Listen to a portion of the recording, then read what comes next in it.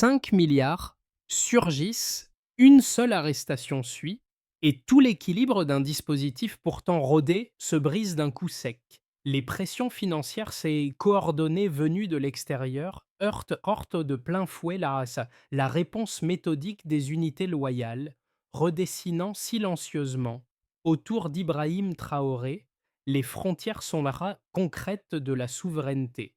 Que vaut pour vous cette résistance d'Ibrahim Traoré quand une mécanique d'ingérence avance chiffre après chiffre, relais après relais, comme si tout était déjà joué?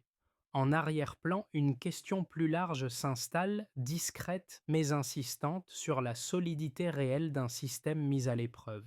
Dans cette analyse, la promesse est simple: comprendre comment un incident apparemment isolé peut révéler une dynamique plus profonde, faite d'ajustements successifs, de signaux faibles et d'écarts chiffrés, capables de modifier l'équilibre d'un système entier.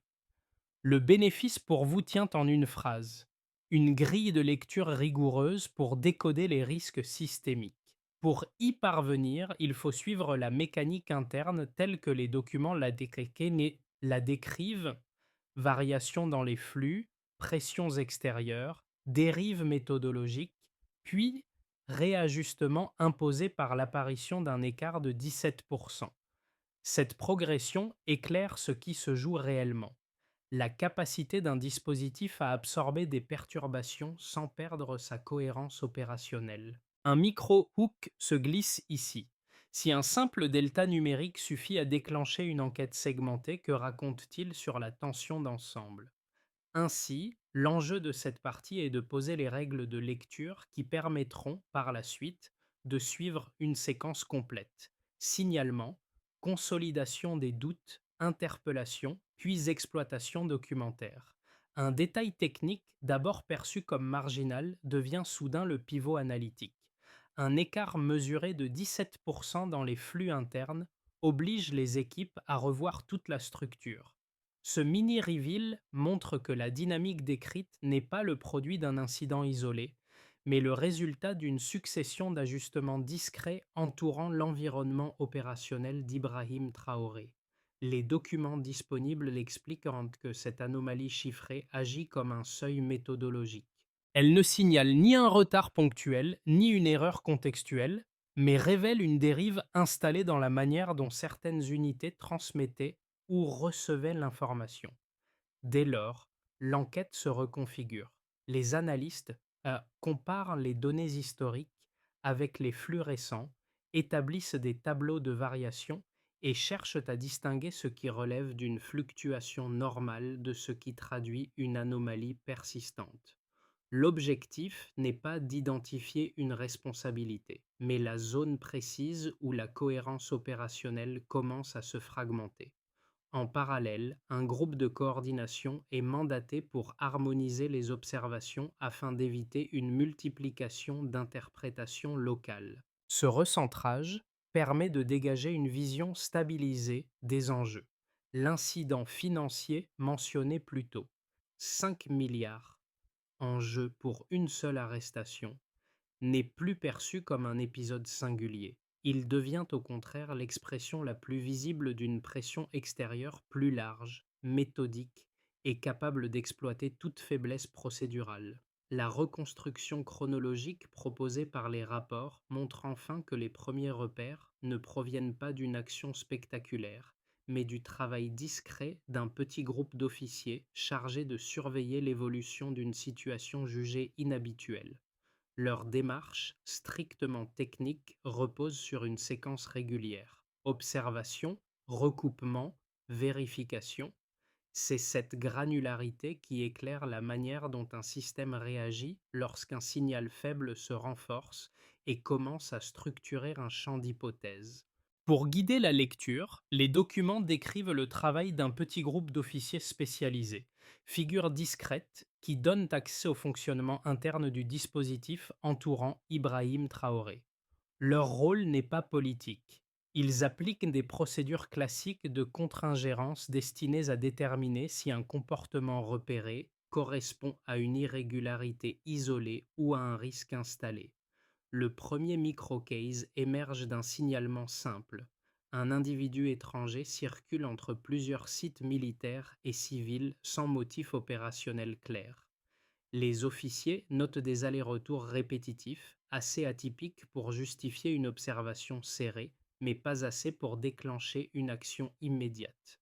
Cette phase initiale montre comment une vigilance mesurée peut, par accumulation, faire apparaître une zone d'incertitude. Le second micro-case intervient lorsque des numéros étrangers figurent parmi les éléments saisis.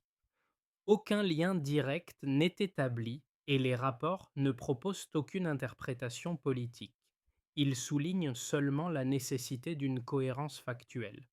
Les équipes croisent les registres, comparent les identités, examinent les communications autorisées. Cette progression graduelle révèle comment un doute isolé se transforme en hypothèse structurée. À travers ces deux cas, la mécanique se précise. Surveillance discrète, consolidation des indices, puis élargissement méthodique du périmètre d'analyse. Ce sont ces gestes répétés et non un événement spectaculaire qui façonnent la compréhension de la situation. Il montre aussi que, dans le contexte opérationnel autour d'Ibrahim Traoré, chaque micro-variation peut devenir un levier d'ajustement pour l'ensemble du dispositif. Une structure se révèle surtout dans la façon dont elle réagit aux signaux faibles. Avant que la situation ne bascule, tout commence par un signal discret. Un individu étranger, observé à plusieurs reprises, traverse des sites militaires et civils sans motif fonctionnel clair. Après ces premiers repérages, la dynamique change. L'observation distante devient une procédure active rythmée par des vérifications resserrées et l'environnement institutionnel autour d'Ibrahim Traoré se trouve progressivement soumis à une tension méthodologique nouvelle. Cette transition avant-après constitue le point d'entrée du trigger. Les rapports décrivent minutieusement la mécanique initiale. Les officiers notent les déplacements, comparent les horaires, tracent les contacts visibles et croisent les registres disponibles. Rien n'autorise encore une conclusion, mais les allers-retours répétés enclenchent une vigilance accrue. Puis vient la première rupture opérationnelle, l'apparition de plusieurs numéros étrangers dans les éléments saisis. Les documents ne proposent pas de lecture politique, ils s'en tiennent aux faits. Pourtant, ce simple détail agit comme un amplificateur. Il oblige les équipes à segmenter l'enquête, à vérifier la cohérence des flux et à examiner la structure d'information utilisée par l'individu.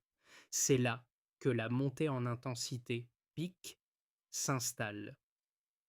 Pendant plusieurs jours, les officiers simulent un intérêt mesuré pour les propositions évoquées par le visiteur. Ils ne cherchent ni à accepter ni à négocier. Ils documentent, testent, recadrent. Cette patience stratégique vise à déterminer si l'individu agit seul ou s'insère dans un réseau plus large, éventuellement extérieur. Le processus demeure strictement méthodique. Observation prolongée, accumulation d'indices, absence de conclusion prématurée. La tension vient du décalage entre la lenteur apparente de la surveillance et la précision des ajustements observés. Autour d'Ibrahim Traoré, cette étape révèle un environnement institutionnel soumis à des sollicitations capables de tester la solidité des procédures internes. Le point culminant survient lors de la rencontre du 8 novembre. Une opération calibrée est déployée. Sécuriser le lieu, neutraliser tout risque immédiat, saisir les supports matériels nécessaires. La valise, les enregistrements, les listes de contacts deviennent les pièces maîtresses de l'exploitation documentaire. La scène n'a rien de spectaculaire dans les rapports. Elle est décrite comme une séquence fonctionnelle où chaque geste répond à une règle précise. Pourtant, c'est ici que la mécanique d'ingérence supposée se transforme de simples hypothèses en structures observables. Flux financiers évoqués, métadonnées, contacts extérieurs. Ce moment marque l'entrée dans une phase où la pression environnante prend un relief nettement plus défini. Vient enfin la Duchamp. Aftershock, constituée par l'analyse systématique des supports saisis. Les équipes exploitent le téléphone, l'ordinateur, les documents physiques. Chacun révèle des fragments d'interaction. Transferts envisagés, correspondances, présence régionale, liens fonctionnels. Les analystes construisent alors une cartographie visant à distinguer les initiatives isolées, les interactions opportunistes ou les schémas répétitifs. Aucun jugement n'est porté, seule la cohérence factuelle compte. Cette étape confirme que l'incident ne représente pas une rupture soudaine, mais l'expression visible d'une pression méthodique, longue à s'accumuler, capable d'explorer chaque microfaille institutionnelle. Dans cette séquence complète, signalement, consolidation, interpellation, exploitation, se lie la logique en 3 temps d'un dispositif qui, même sans le dire explicitement, resserre sa capacité d'absorption autour d'Ibrahim Traoré. La transition baseline-delta apparaît dès la première ligne des rapports. Un niveau de référence stable est soudain déplacé par 3 variations mesurables, chacune révélant un ajustement discret dans l'environnement institutionnel entourant Ibrahim Traoré.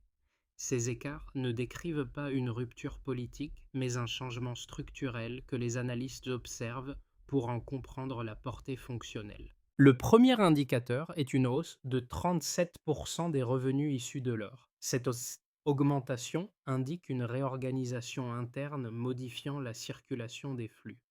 Dans la lecture strictement technique proposée, cette progression n'est jamais présentée comme un succès, ni comme un signal idéologique. Elle pointe plutôt un rééquilibrage dans la structure de captation et une probable réduction d'intermédiaires. Les rapports s'en tiennent aux effets mesurables. La chaîne économique se resserre, la redistribution évolue, les mécanismes de gestion s'ajustent. Dans un contexte marqué par les pressions et les signaux faibles déjà relevés autour d'Ibrahim Traoré, ce delta fonctionne comme un indicateur précoce, une variation qui invite à réévaluer la solidité des canaux financiers internes.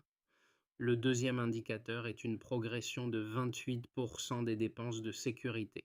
Cette hausse reflète un renforcement méthodique des capacités opérationnelles nationales. Elle est lue comme la consolidation de dispositifs préexistants, matériels, logistique, formation, infrastructure. Les documents ne spéculent jamais sur l'intention des décideurs. Ils se contentent d'observer que les ressources allouées à la protection institutionnelle augmentent. Dans un environnement où les signaux faibles se multiplient, déplacements atypiques, contacts étrangers, anomalies de flux, ce mouvement quantifié devient un élément nécessaire pour comprendre comment les priorités fonctionnelles évoluent. Les analystes y voient un ajustement structurel répondant à la densification progressive des pressions observées autour d'Ibrahim Traoré. Le troisième indicateur est une baisse de 45% des aides extérieures conditionnées. Cette diminution traduit une reconfiguration visible des équilibres de financement nationaux. Ici encore, aucune conclusion politique n'est proposée. Le delta est strictement factuel. Certaines sources se resserrent, les marges de manœuvre doivent être redistribuées et les mécanismes internes doivent absorber une part plus importante de la charge structurelle. Les spécialistes notent que ce type de variation force souvent un recentrage institutionnel, réallocation des ressources, diversification, révision des dépendances. Dans le cadre décrit, où les flux internes sont analysés en parallèle de signaux comportementaux, cette contraction apparaît comme un paramètre déterminant pour comprendre la manière dont le système ajuste ses seuils d'alerte. Pris ensemble, ces 3 indicateurs composent une lecture quantitative cohérente. Un flux économique interne qui s'intensifie, un dispositif sécuritaire qui se renforce, un apport extérieur qui recule. Loin de décrire une trajectoire normative, ce triptyque met en évidence un environnement soumis à des forces contradictoires, où chaque variation oblige à recalibrer les mécanismes existants. La position d'Ibrahim Traoré n'est évoquée dans les rapports que comme un paramètre de contexte. Les écarts relevés se déploient autour de lui sans que les analystes n'attribuent une intention ou une causalité. Leur objectif reste constant: comprendre par la structure des deltas la manière dont un système absorbe les contraintes suite à ces contraintes successives. Les documents disponibles présentent deux cadres d'analyse méthodologique qui, bien qu'opposés dans leur logique interne, s'appuient sur les mêmes données chiffrées. L'exercice du Stillmanning consiste ici à reconstruire chaque perspective dans sa forme la plus solide, sans en tirer d'interprétation normative ni dépasser ce que les sources autorisent. Le premier cadre met l'accent sur la dépendance structurelle aux partenariats extérieurs. Les économies enclavées ou marquées par des capacités logistiques limitées ont traditionnellement recours à des soutiens conditionnés pour garantir la continuité de certains services essentiels et stabiliser les approvisionnements spécialisés. Dans cette perspective, la baisse de 45% des aides extérieures n'est pas lue comme un échec ni comme un signal politique. Elle est considérée comme un risque méthodologique susceptible de modifier la disponibilité de ressources critiques.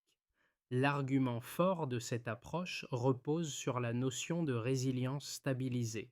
Plus un système dépend de flux externes, plus un retrait quantifié devient un indicateur à surveiller de près. Le second cadre, au contraire, se focalise sur les capacités d'ajustement interne. Les hausses de 37% des revenus aurifères et de 28% des dépenses de sécurité montrent, selon cette lecture, que des mécanismes de rééquilibrage peuvent se mettre en place lorsque certaines sources se contractent. Cette approche ne présume aucune intention.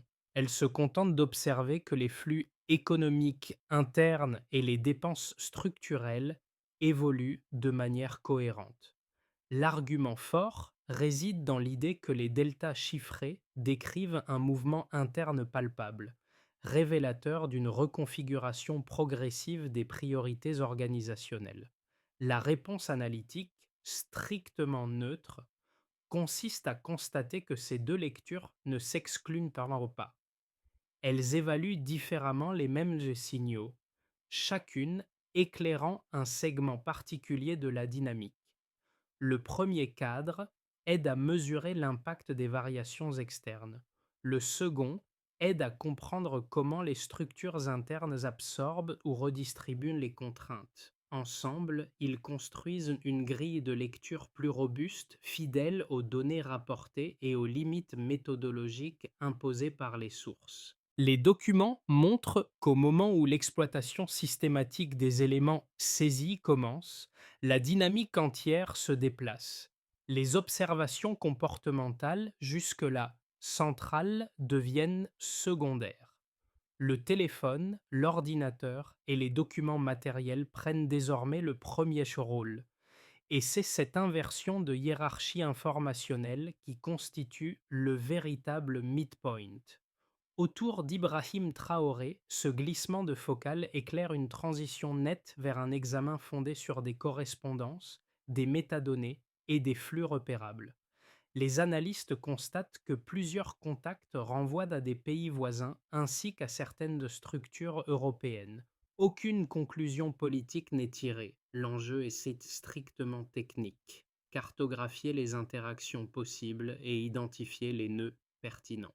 Cette phase transforme l'incident initial en schéma exploitable où chaque donnée peut préciser l'architecture des échanges. C'est ce mouvement de l'observation flottante vers la consolidation documentaire qui constitue le cœur de la révélation intermédiaire. Il montre que la structure ne réagit plus à un comportement, mais à un ensemble d'indices matériels suffisamment cohérents pour réordonner les priorités analytiques. Le midpoint installe donc une certitude méthodologique. La suite dépendra de la densité des preuves, non du rythme des déplacements. Les informations disponibles permettent d'organiser les effets de la séquence en 4 catégories fonctionnelles, chacune décrivant comment un incident, observation, interpellation, puis exploitation documentaire génère des ajustements mesurables dans le système. Autour d'Ibrahim Traoré, ces variations ne sont jamais interprétées politiquement. Elles constituent seulement des repères permettant de comprendre comment les structures absorbent une tension graduelle. 1. Voici maintenant un point concernant. Administration publique. Les administrations sont les premières à ressentir les ajustements induits par l'apparition d'un signal faible renforcé. Les documents soulignent que l'écart de 17% dans les flux internes devient un point d'alerte, nécessitant un recalibrage des seuils méthodologiques. 3 dimensions dominent. Le temps de traitement, qui doit être compressé pour éviter les retards cumulatifs, la mobilisation des équipes, souvent élargie pour multiplier les recoupements, la stabilité du cycle opérationnel, testé lorsqu'un incident exige un suivi segmenté. Dans un environnement sensible où la cohérence dépend de vérifications successives, ces variations redéfinissent la manière dont les administrations anticipent les micro-ruptures autour d'Ibrahim Traoré. 2. Voici maintenant un point concernant entreprises et secteurs économiques. Du côté économique, les effets se manifestent surtout dans les chaînes logistiques et les flux associés aux ressources stratégiques. Les rapports mentionnent 2 deltas structurants, une hausse de 37% des revenus liés à l'or et une progression de 28% des dépenses de sécurité. Ces variations influencent indirectement les coûts, la planification interne, la disponibilité des moyens matériels et parfois la stabilité des partenariats. Les secteurs les plus exposés, notamment ceux dépendant d'approvisionnements réguliers, doivent absorber des fluctuations qui modifient leur marge opérationnelle. L'incident devient alors un cas test pour mesurer la robustesse organisationnelle. 3. Voici maintenant un point concernant population et usage quotidien. Les effets sur les populations apparaissent de manière diffuse. Les ajustements administratifs ou logistiques induits par une enquête prolongée, même sans être visibles, modifient parfois les routines, la mobilité ou les conditions locales de disponibilité des biens essentiels. Les méthodologies décrites dans les sources, relevés de prix, observation des flux, enquête rapide, servent à mesurer ces micro-variations. Le contexte général dans lequel intervient Ibrahim Traoré rend ces indicateurs plus sensibles, sans qu'aucune conclusion ne soit tirée sur leur signification politique.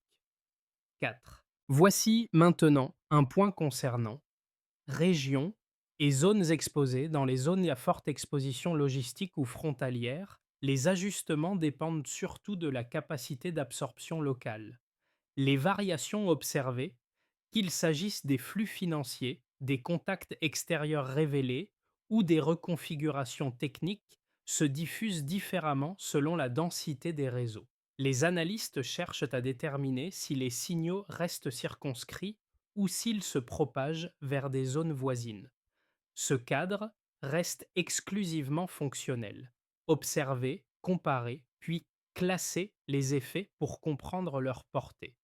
Pris ensemble, ces 4 catégories montrent que les impacts ne relèvent pas d'une rupture, mais d'une série d'ajustements convergents. Ils reflètent la manière dont un système réagit lorsqu'un incident, devenu structurel par accumulation d'indices, redéfinit silencieusement son fonctionnement autour d'Ibrahim Traoré. Les informations disponibles se prêtent à une structuration prospective en 3 scénarios strictement méthodologiques. Il ne s'agit pas de prévoir une trajectoire politique, mais de décrire comment les mécanismes techniques observés pourraient évoluer au cours des 6 à 12 prochains mois si les mêmes dynamiques persistent.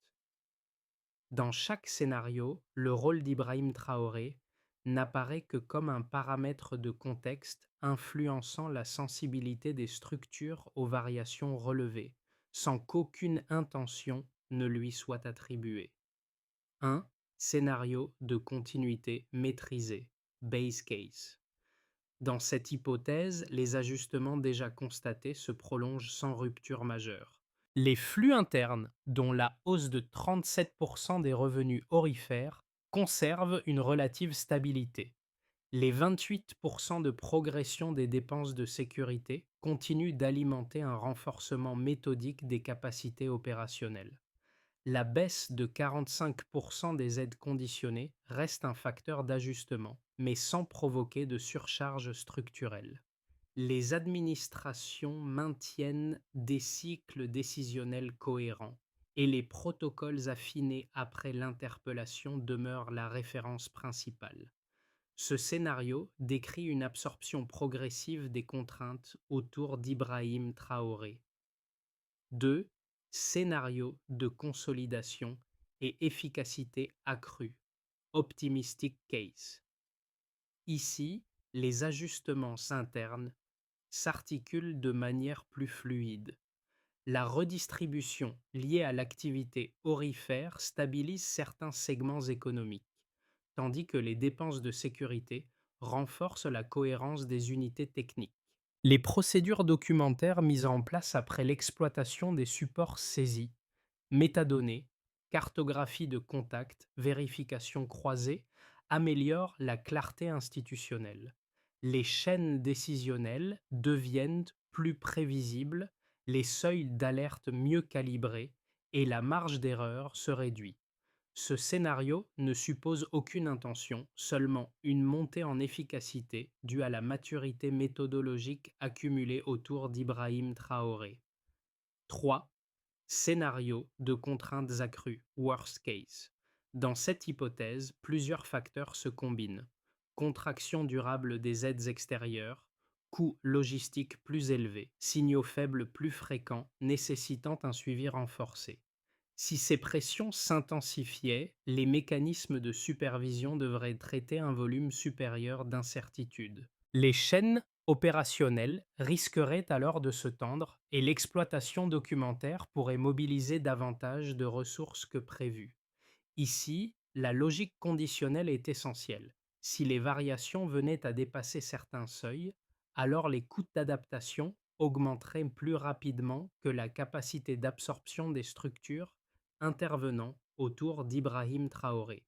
Les documents disponibles permettent aussi de comprendre comment une séquence opérationnelle, signal faible, vérification successive, interpellation, exploitation documentaire, peut produire des effets perceptibles selon trois groupes d'acteurs. Cette partie n'a pas pour objectif de juger l'incident, mais d'expliquer comment les mécanismes décrits structurent l'expérience quotidienne de différents publics. Groupe A, jeunes actifs et professionnels en début de parcours. Ce groupe sert souvent d'indicateur précoce des variations systémiques. Les ajustements administratifs ou logistiques évoqués dans les rapports, notamment ceux liés au contrôle, au recoupement ou au délai, modifient leur accès à l'information, leur routine professionnelle et leur capacité d'adaptation. Les méthodologies utilisées par les analystes, comparaison des flux, observation des chaînes de traitement, montrent comment ces effets se manifestent progressivement. Une suggestion implicite consiste à suivre l'évolution des compétences demandées dans les secteurs les plus sensibles aux variations. Groupe B. Ménage établi, communauté locale, secteur à activité régulière.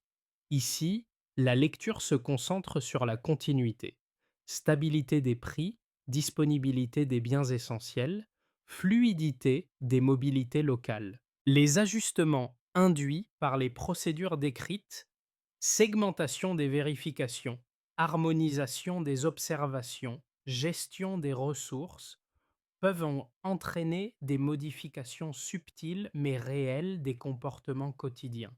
Les outils mentionnés dans les rapports, comme les relevés de prix ou les observations de flux, permettent de mesurer ces micro-variations sans spéculer sur leur cause. Groupe C. Acteurs externes ou mobiles.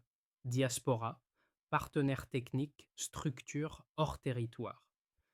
Pour ces acteurs, les enjeux résident surtout dans la circulation de l'information et la continuité des échanges.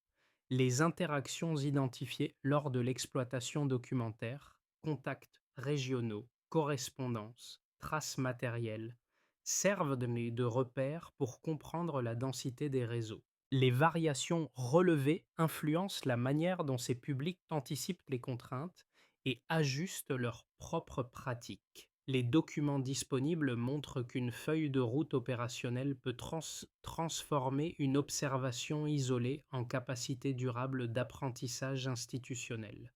Dans un contexte où plusieurs variations, flux internes, pressions extérieures, signaux faibles, se manifestent autour d'Ibrahim Traoré, cette structuration en 5 axes répond à une logique strictement méthodologique.